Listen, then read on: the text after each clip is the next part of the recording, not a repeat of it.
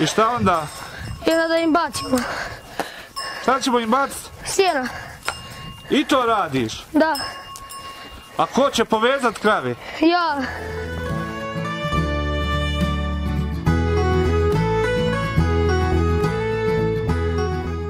Ova se treba sada tilt i ova se nigdje treba tilt.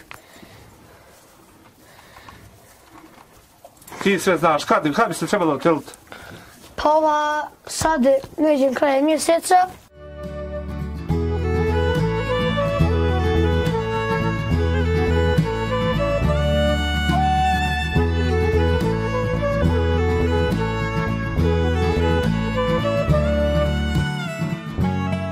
Koliko teladi trenutno imaš, Krsto? 3 teladi.